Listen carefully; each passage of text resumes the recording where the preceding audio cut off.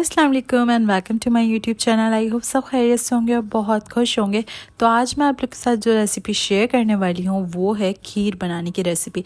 इस रेसिपी में ना ही कंडेंस मिल्क यूज़ होगा ना ही मिल्क पाउडर यूज़ होगा, लेकिन फिर भी ये खीर बहुत ही ज़्यादा मज़ेदार और क्रीमी सी बनेगी।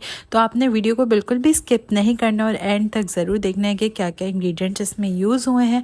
और अगर आप चैनल पे न्यू हैं तो लाइक शेयर एंड सब्सक्राइब करना मत भूलिएगा। तो चलिए बनाना स्टार्ट करते हैं।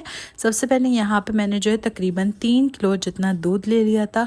दूध को सबसे पहले हमने एक डेगची में निकाल लेना है। बड़े से डेगची में निकालने के बाद दूध को हमने इतना पकाना है कि वो बॉयल हो जाए। जब इस तरह से दूध में बॉयल आने लगेगा तो हमें फ्लेम को बिल्कुल जो है वो नॉर्मल कर देना है, बिल्कुल लो फ्लेम कर देनी है, वरना दूध बाहर गिर जाएगा। उसके बाद इस तरह से इसको स्टर करना है थोड़ा सा। उसके बाद हम अपने नेक्स्ट स्टेप पे चलते हैं, जो कि है चावल। चावल जो है यहाँ पे मैंने लिए हैं आधा पाव चावल लिए थे। उसके अंदर मैंने आधा कप ही पानी डाला था और इसको सोक करके रख दिया था। उसके बाद जब ये सोक हो गए थे तो अब हम क्या करेंगे कि हमें इसका एक थिक सा पेस्ट बनाना है। अगर आप चाहें तो इसको पानी के बिना भी पेस्ट बना सकते हैं, लेकिन मैंने इसमें थोड़ा सा पानी ऐड किया है। अब जो है इसका मैं पेस्ट बनाऊँगी। पेस्ट जो है वो हमें दरदरा सा बनाना है, बहुत ज़्यादा फाइन पेस्ट नहीं बनाएंगे। पेस्ट जो है वो चावल का दरदरा होना चाहिए। कितना दरदरा होना चाहिए वो अब आगे आप देख सकते हैं। इस तरह से ये पेस्ट बन गया था, इसमें पानी भी था और ये सारे चावल भी थे।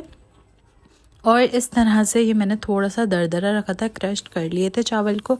अब ये चावलों का पेस्ट भी रेडी है, दूध भी बॉयल हो चुका है। तो अब हम आगे का अपना प्रोसेस स्टार्ट करेंगे। प्रोसेस स्टार्ट करने से पहले अब जो है हमें क्या करना है, ये चावल का पेस्ट जो है वो उबाले हुए दूध में हम ऐड कर देंगे। आहिस्ता आहिस्ता करके हमें इसको ऐड करते रहना और साथ साथ इसके हम चम्मच भी चलाते रहेंगे। खीर में जो मेन पार्ट है वो यही है कि हमें इसमें चम्मच चलाते रहना है, वरना तो ये नीचे से लगने का ख़तरा होता है। अब इस तरह से मैंने तकरीबन इसको जो है बिल्कुल ही लो फ्लेम पे 1 घंटे के लिए खीर को पका लिया था। जितना खीर को पकाएंगे उतना इसका टेस्ट जो है वो मज़ेदार सा क्रीमी सा होगा। तो आपने क्या करना है, इसको हल्का हल्का चम्मच बीच बीच में चलाते रहना। और तकरीबन 1 घंटे बाद अब मैंने इसमें ऐड की थी 1 पाव जितनी चीनी। चीनी की क्वान्टिटी आप अपने टेस्ट के अकॉर्डिंग भी रख सकते हैं। कुछ लोग ज़्यादा मीठा पसंद करते हैं, कुछ लोग नॉर्मल मीठा पसंद करते हैं, लेकिन मैंने जो क्वांटिटी रखी है वो बिल्कुल परफेक्ट थी। 1 पाव चीनी इसमें ऐड करी।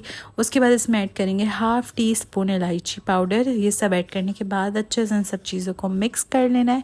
मिक्स करने के बाद हमें जो है इसको स्टर करते रहना है, छोड़ना नहीं है। जहाँ से खीर को छोड़ेंगे वहाँ से खीर जो है वो नीचे लग जाएगी, इसलिए हमें इसको इस तरह से चलाते रहना है। जब हम इसको चलाते रहेंगे 10 से 15 मिनट हो चुके थे। यहाँ पे मैंने जो है वो फ्लेम को हाई कर दिया था, ताकि अब आप देख सकते हैं यहाँ पे जब ये बबल्स आ गए तो जो ये पतली हो रही थी खीर, अब इसकी कंसिस्टेंसी बहुत ज़्यादा थिक हो गई थी। अब यहाँ पे मैंने ऐड करी है किशमिश। किशमिश आप जो है वो अपने टेस्ट के अकॉर्डिंगली ऐड कर सकते हैं, जितनी पसंद हो।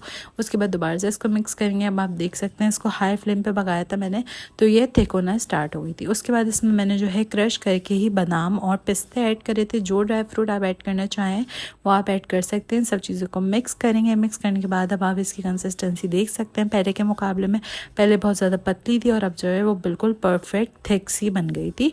और ऑब्वियसली जो है वो ये जमने के बाद जब ये फ्रिज में जाएगी, ठंडी होगी, तो ये और ज़्यादा थिक हो जाएगी।